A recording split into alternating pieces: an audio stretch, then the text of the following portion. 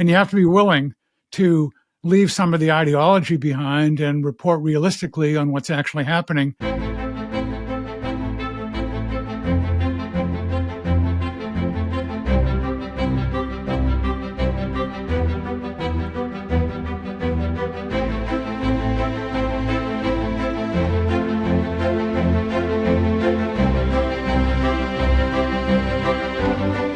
Welcome to Restorations. I'm Caitlyn McKenney, and joining me on this episode is Discovery Institute Senior Fellow Marvin OIasky. Marvin is a journalist, the author of 29 books, the former editor of World Magazine, and has spent the last year living in homelessness programs across the U.S. to better understand this issue. I'm looking forward to sharing our conversation with you, but first I want to talk about a viral statement made by the executive of King County, Dow Constantine. In case you missed it, Dow Constantine, the county executive of King County, which is home to Seattle and has one of the highest rates of homelessness in the nation, gave a State of the County address in which he made a statement that has blown up on social media and has started a lot of conversation. One widely held belief is that behavioral health issues like untreated mental health or substance use disorders are root causes of the homelessness crisis that we see all around us. This is wrong. University of Washington researcher Greg Colburn has shown that the cause of the homelessness phenomenon is not individual challenges, but a housing market failure. Okay, so after spending about 7 minutes talking about the mental health crisis facing King County and the opioid overdose crisis facing King County, Dow Constantine chooses to make it very clear that if you think these things, untreated mental illness, addiction, are causes of the homelessness in King County, you're wrong. And to prove that you're wrong, he cites a book by Greg Colburn, a researcher at the University of Washington, titled Homelessness is a Housing Problem. Millions of people have listened to this clip, and the majority reaction is frustration. And I think that's a warranted reaction. I want to spend just a few minutes talking through the research being referenced here. The stated goal of Colburn's work is to determine what factors explain the wide range of rates of homelessness in cities across the U.S. For example, San Francisco has one of the highest rates of homelessness in the nation. Detroit has one of the lowest. Are there trends that can help us explain that? And Colburn makes it clear from the start that he's not interested in individual factors, which he refers to as vulnerabilities, that make an individual person vulnerable to homelessness. Those would be things like mental illness, addiction, domestic violence, or poverty. Rather, he's focused on citywide or even statewide factors that might explain the difference in rates of homelessness. These would be things like weather, politics, social services, and the housing market. Colburn compares regions across the U.S. looking for trends and finds that there is no convincing relationship between states' rates of mental illness and homelessness. However, in the very same section, he states clearly that, and I'm quoting, "This observation does not suggest that mental illness doesn't contribute to homelessness at an individual level. The findings are very similar with drug use, no clear relationship to homelessness when states are compared, but that doesn't mean it's not important on an individual level." Earlier in his book, Colburn actually acknowledges that, and here's another quote, "Indeed, ample evidence suggests that substance abuse is not only a cause of homelessness, but also a consequence." There are important questions for us to be asking here. Are we talking about trends among individuals who are homeless or trends across an entire state? Are statewide trends even helpful when homelessness is often concentrated in much smaller regions? Are we looking at factors that are causal, or are they just correlated? Is our metric for success simply numbers of subsidized housing units filled, or is it something more? Health, independence, community? And depending on what we're talking about, some data is helpful and some data tells us almost nothing. What seems abundantly clear is that it can't be true that for all of the factors contributing to all kinds of different populations experiencing homelessness and different kinds of homelessness, there's just one solution that will solve all of it: subsidized housing. It's one thing to ask what the data says, but data only gets us so far. Another, maybe more important question to ask is what we do with that data as a response. For example, Colburn's data shows us that homelessness rates decrease where rates of poverty are high. This is what the data reveals. But what do we do with that data? Do we recommend increasing poverty in order to decrease homelessness? Obviously, that would be a huge misunderstanding and misuse of that data. I hope it's clear that based on Executive Dow Constantine's own source of research and data, dismissing outright the role of addiction and untreated mental illness in our homelessness crisis is entirely unfounded. I think that the strongest refutation of Dow's statement is an appeal to the same authority that he appealed to. But apart from Greg Colburn's work, there are a number of other realities that really confront the statement that housing affordability is the single cause and the single solution to homelessness. Here are just two of those realities. According to one of the largest non-partisan studies on street-level homelessness done in the U.S., half of the homeless population self-report that their mental illness or substance use played a causal role in their homelessness. And second, King County has been operating from this standpoint, that housing solves homelessness for years. In fact, the whole nation has been operating from this standpoint for at least a decade. And you would think that if it were true that housing does actually solve homelessness, then years and years and years of getting people into subsidized housing would have had a significant impact on homelessness. And yet we saw the highest increase in homelessness at a national level on record in history last year, 12%. And we continue to see significant year-over-year increases in homelessness in King County. There was a 23% increase this year. Greg Colburn claims that varying rates of homelessness in cities across the U.S.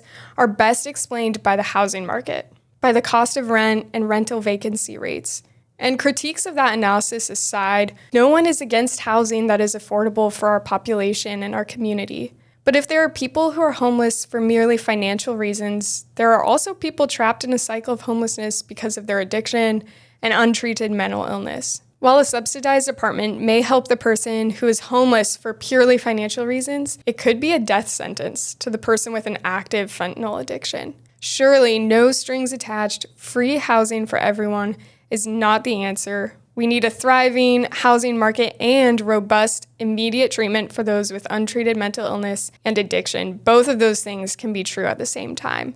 And after spending hundreds of millions of taxpayer dollars on homelessness, Dow Constantine has the nerve to tell the public that the reality they're all seeing with their own eyes, right in front of them, untreated mental illness and addiction, keeping people where they are on the streets, is not actually reality, and that we need to continue investing millions into the single acceptable solution, subsidized housing. I think that people of King County have every right to call out the failure of this view and hold accountable elected leaders that continue to push it. Welcome, Marvin, to the Restorations podcast. Thank you for joining me today. Well, good to be with you, Caitlyn. Marvin, you are a seasoned journalist and author. I think the author of 29 books, if I'm correct. And you also write a weekly column for fixhomelessness.org. And in a recent article, you wrote that some of my books and columns over the years have been calf roping. Writing about homelessness is bull riding. That is quite the analogy. Can you tell us what you mean by this and why this issue in particular, homelessness, is so difficult to capture well as a journalist and author? Well, it's complicated because homelessness works differently or doesn't work in different ways at different places. For example, we have a certain coastal bias in our reporting on homelessness generally. A lot of attention is paid to problems in Manhattan and San Francisco and Los Angeles. Those are all very expensive places to live, and the tendency is for journalists to write about housing costs. I've mostly been spending time in the middle of the country and living in some homeless shelters in Missouri and other places, and it's a very different story there. Housing prices are not the problem there. There are many other problems that actually go a lot deeper, and you have to be willing to leave some of the ideology behind and report realistically on what's actually happening in different parts of the country. You mentioned this just now, and I want to hear more from you. You've traveled across the U.S. in the last year or so, staying at different homelessness programs across the country, a wide variety of programs, it sounds like. And I want to hear from you on two things. One, on the people that you've met and the stories that you've been impacted by during those stays, and then also kind of a higher level insights on the types of programs that you've stayed at and what you think is effective and successful. So first, start by telling us a little bit about the people, some of the people that you've met and what you've learned from them. what I've learned basically is that there's a big difference between what could be called first day stories and fourth day stories. And I'll give you a couple of examples. I spent time with a lot of people in Springfield, Missouri, and one of the people lives there. Her name is Miranda. First day story was she would tell me about how she bounced from foster home to foster home in a succession of cities and towns in Missouri, each time returning to her mom briefly. And she would talk about that and talk about the particular problems with foster care when you have a mom with alcohol and drug problems. And so sometimes you're sent back to her, then you're sent to a different place. It goes back and forth multiple times. But that's a first day story. Second day story is she goes a little deeper. And again, I was living there, so I could see her and ask her how things are going. Then you get to not a sense of, well, here's a fellow sufferer, but here's a person who is really lying to me in some ways. That is, Miranda would talk about her mom in those ways. She didn't do that the first day. But the second day, she's talking about how her mom takes her for a diagnosis. So she's diagnosed, Miranda's diagnosed as bipolar with PTSD. And the mom uses that to start receiving Miranda's monthly disability check of $800 or so. And she keeps doing that over the years as Miranda's in and out of schools, in and out of foster care. Miranda eventually gets a GED at age 17. She ages out of foster care at 18. And then she sees a letter in the mail that alerts her to where the disability checks are going. And so she's pretty mad at her mom about that, who's really been taking this money from her and just having Miranda left at a variety of very sad and unhappy foster care arrangements.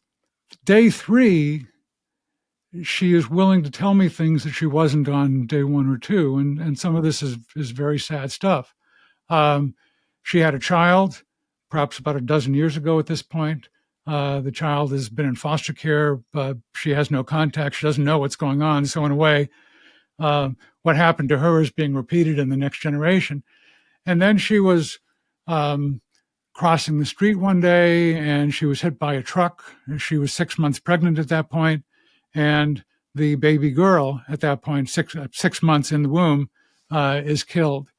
And that has a real, as you can imagine, has a real effect on her. Her whole life is going down the drain. But that's what she's willing to tell me on the third day, which is different from the first day, where there was foster care at a high level of generalization. That was a problem, but it wasn't something that she was feeling and expressing very deeply. On day 4, she starts to talk about some other things, that she's interested in church. She was baptized 4 years ago. She says, I believe in God. The Holy Spirit tells me what I'm doing wrong. But there are a lot of churches that pander to various politicians, so she doesn't like evangelical churches right now.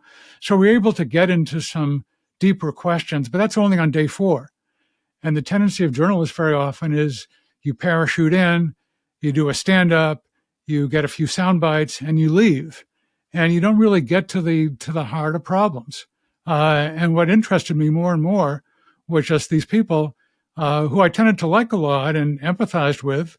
And they're telling me stories that I don't think I'd get if I were just there and sticking a microphone in their face for 10 minutes and and going away and leaving. So this remains very vivid to me. And these are the people I think about rather than in an ideological way. At 30,000 feet, I've now had some experience with them at ground level, and I can picture these people. I think about them, and I care about them. That's beautiful. I think it's a phenomenal way to do journalism that really captures people's lives. And like you're saying, you don't get to see that on a deeper and deeper level until you spend a good amount of time with someone. Let me just tell you, if you have a moment, I'll tell you one other story that just coming to me now. Just thinking about here's a person in Joplin, Missouri. He was the only boy among 5 sisters.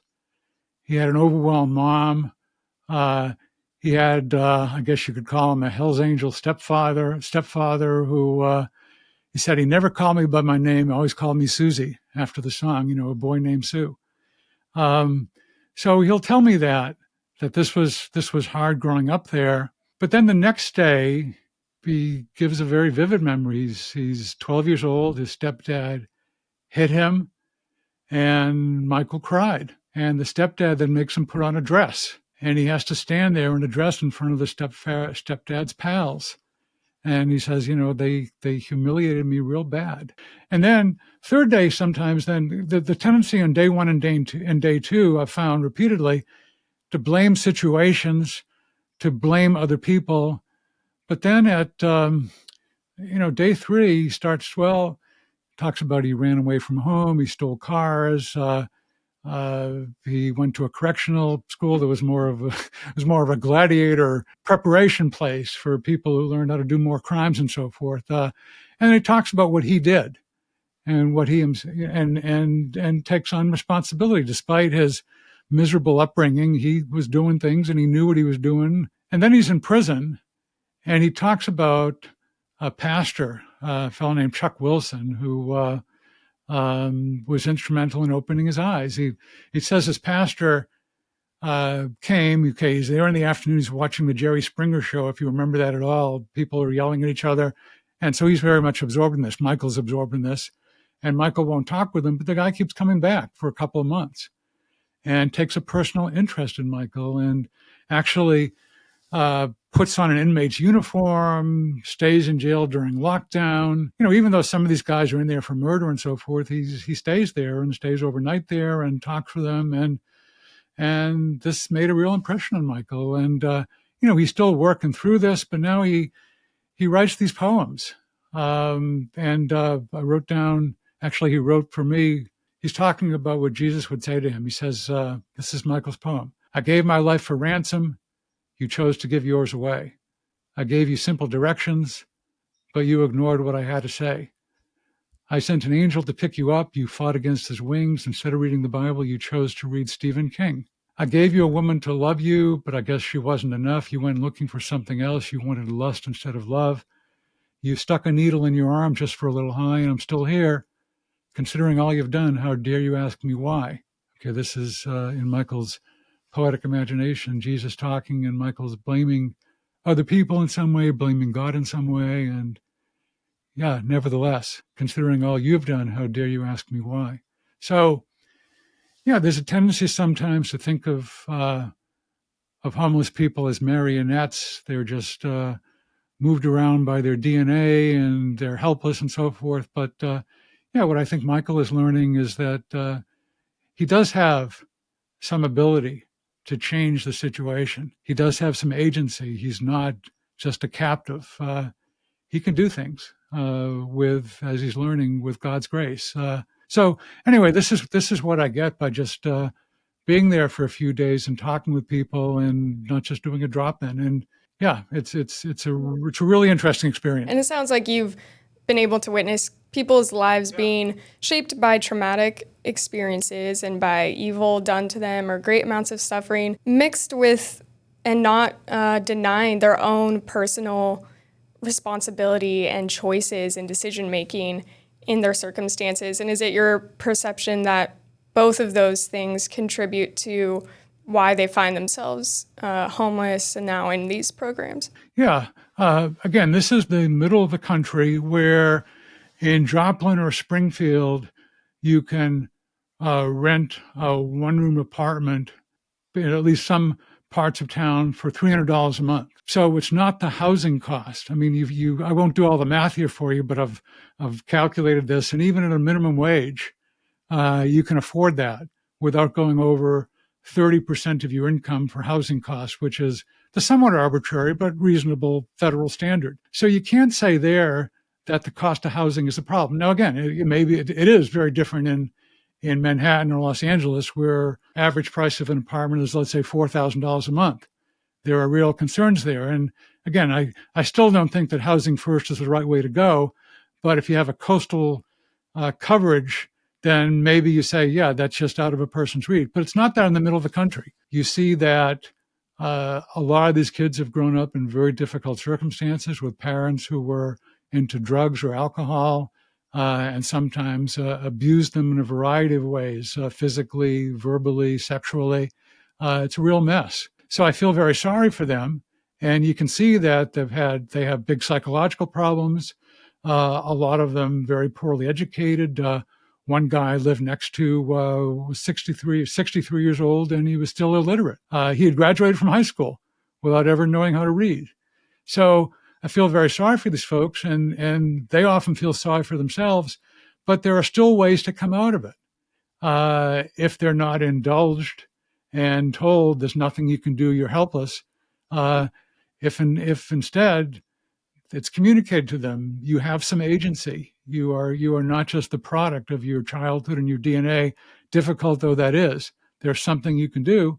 And that makes a huge amount of difference when people start thinking that way about themselves. The best places I've been in are places where actually there's encouragement from, let's say it's not just going there for a month, but typically a year and a half, and you can move from one stage to another stage and another stage, and learn things about yourself and about how you can function in society and get various training, spiritual, psychological, job training. And it makes a huge difference if you're in a place like that. Okay, we've heard some of the insights that you've learned from the people that you've gotten to know during your stays at these programs.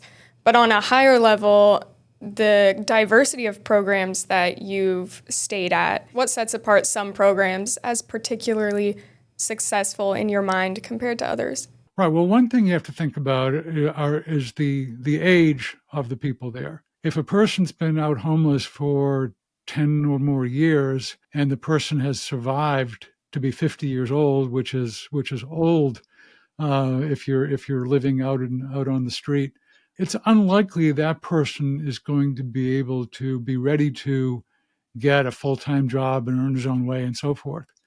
So past 50, there's, for example, Eden Village in Springfield, Missouri, works, I think, pretty well. The people are not expected to do a whole lot. They are expected to keep their houses clean and do some things. But at that age, after being homeless for a long time, they're really not expected to go out and get a full-time job. And I think that's actually realistic. So in some ways, it's more of a rest home. And I can see that at that age. But if you do the same thing for people who are in their 20s or their 30s, you're treating them as less than fully human. So that's one thing you have to look into, right? You have to look hard at what's the demographic here. Secondly, you have to take into account mental illness, which is real, which doesn't mean that with appropriate drugs and people taking the drugs, they can't function in ways, but you have to have a responsibility for actually taking those drugs.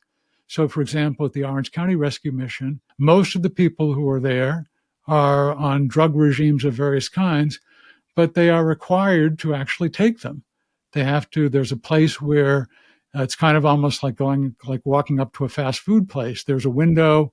They have to sign in. The person who's handing out the drugs knows who they are. And just to be clear, when you're talking about drugs right now, you're talking about prescription medication for mental illness, not illicit drugs, which some of them may also be struggling with. Thank you, Caitlyn. Thank you for pointing that out. Yes, these are prescription pharmaceuticals that can actually help them. And the person hands them they each have individual dosages. There are little baskets that contain their pills, and he hands it to them, and they take it, and they have some water, and they drink it down. And that's really important. There are a lot of people who have prescriptions that would really help them. When they're out on the street, they don't take them, or they lose them, or they're stolen, or something like that. So that's not helpful. Alcoholism and illegal drug addiction are really serious. And I think the places that work very well that work best for long-term are not no barrier or low barrier places. They actually expect the people to be responsible and go through the hard part of de-drugging themselves. And once there are all kinds of temptations out on the streets to just start using again. And so the first few months, typically at these places, there are restrictions on their mobility. They're not supposed to go out just by themselves in the street and access drugs again, which are everywhere, illegal drugs, or just buy booze. They go through a period of transition, and they go from stage to stage where they take on greater responsibility, and they're given greater autonomy. And after a year and a half or 2 years through these programs, they are now ready to go out themselves and get apartments and have jobs. Again, these are for people in their 20s and their 30s, sometimes in their 40s. And their ailments are taken seriously, but their potential as human beings made in God's image, that's taken seriously also. I love that their ailments, the things they're suffering with, are taken seriously at well-designed programs. And so is their potential as a human being with dignity to have a life that's flourishing. I want to switch gears a little bit here. In your most recent column for Fix Homelessness, you wrote that the media approach to highlight the most sympathetic among the homeless, vets, pets, and kids, is not truthful, nor is the opposite tendency to consider human beings subhuman. It's wicked hard to learn how to help without hurting. I feel like I've seen both sides of this spectrum that you're talking about in the media and on social media. There's a very popular social media account here in Seattle where local people send in photos and videos of the things that they're seeing on the streets, and it gets shared out. And more often than not, these photos and videos are of people who are having a psychotic episode or in the throes of active addiction, affected by opioids. And there's something that feels very dehumanizing about platforming these realities for people. Typically, the audience response is mocking these people or expressing disgust and effectively dehumanizing them. I do think there's something powerful and helpful in showing true, raw realities on the streets, which some of these videos do, but I think there's also an aspect of not seeing someone as fully dignified. So we need honesty in journalism, like you're saying, and we can't glamorize homelessness or mental illness or addiction, but we don't want to strip people that are suffering from those things of their dignity. How do you walk that line in your journalism well? And how can you help us think about how to walk that line when we're seeing and viewing media? Yeah, there are two opposite tendencies in journalism. Number one, the old saying, if it bleeds, it leads. For example, I've walked in the Tenderloin area of San Francisco, and you see lots of people in their fentanyl crouches, where they may just be stationary for 15 or 20 minutes. And it's fascinating in a way, it's absorbing in a way. But if you just do that, then you really are dehumanizing these individuals. So I think you want to show how bad it is, what it looks like, but you also want to show how people come out of it. And some of those people, if they survive, if they don't kill themselves using fentanyl, if they survive, I know people who have been in that situation and are now leading lives and building families, and that's one aspect. And the other aspect, of course, is the pets and vets, basically. Kids, pets, and vets, the most sympathetic portrayals. And again, there are kids out there, there are vets out there, there are pets out there, but that's not the whole story either. You got to be willing to put in the time as a reporter and actually not just get the most sensational thing or the most crowd-pleasing thing, but see the heights and lows. I do my 10,000 steps a day, walking around, sometimes with other people, sometimes listening to one thing I very much recommend. It's called Gospel in Life. There are sermons Monday, Wednesday, and Friday put up by Tim Keller, a wonderful pastor in New York City who died a year ago. And for 3 years when I lived in Manhattan, I had the privilege of listening to him. And so I listen to, when I'm not walking with someone else, I listen to his sermons. And he will often talk about how we are both worse and better than we think we are. The way we often act, disgracing the image of God in us, is worse. We are worse than we think we are, but God actually loves us more than we think possible. So both of these things are going on. And we have to, as journalists, I think, if we're going to give an accurate picture, give the whole impression rather than just latching on to the fentanyl crouch or the kids, pets, and vets. You, like I said earlier, you're the author of many books, I think 29, is that correct? Yeah, but who's counting? And I think that it's your hope to write another one about homelessness using the stories, some of which we've heard today, that you've curated for Fix Homelessness. What would you hope to see come from that piece? 30 years ago, I wrote a book called The Tragedy of American Compassion that apparently made some difference in the welfare debates of the 1990s and contributed to George W. Bush's understanding of compassionate conservatism and what transpired there. It's a long story that I won't get into here, but that was fun at that point.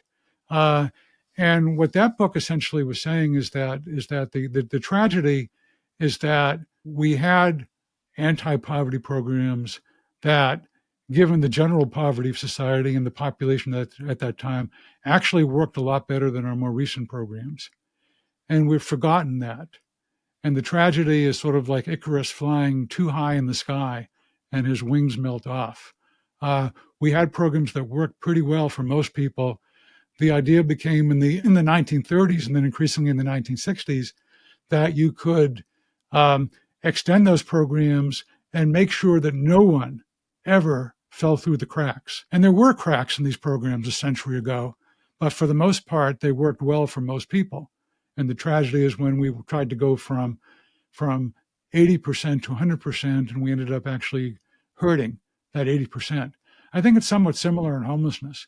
Not that those old times were the good old days. I mean, again, it was a poorer country. There were all kinds of problems. But I think in some ways, we were getting a better handle on doing things than we're doing now. And the tragedy of American homelessness is that we have forgotten about some of the things we knew, and in a way, we've made things worse. And also looking forward to eventually reading your book on homelessness when it comes out. Thank you for the great work that you've done in shaping public opinion on politics, especially on homelessness, and doing it in a way that's both truthful and truly compassionate. So thank you for doing that. And thank you for joining me today on the Restorations podcast. I appreciate it, Marvin. Great, thanks. The stories Marvin shared from some of the people he's met at homelessness programs are moving and I think powerful in understanding the complexity of circumstances. And they're stories and realities that absolutely confront the narrative we talked about earlier, that housing is the single cause of homelessness and the single solution. As I think Marvin would say, that's coastal bias. And journalism, like Marvin's, helps bring some of the truths from Middle America to cities like Seattle. I hope you learned from that conversation with Marvin, and thank you for listening to this episode of Restorations. Don't forget to subscribe and follow wherever you're watching so that you don't miss the next episode.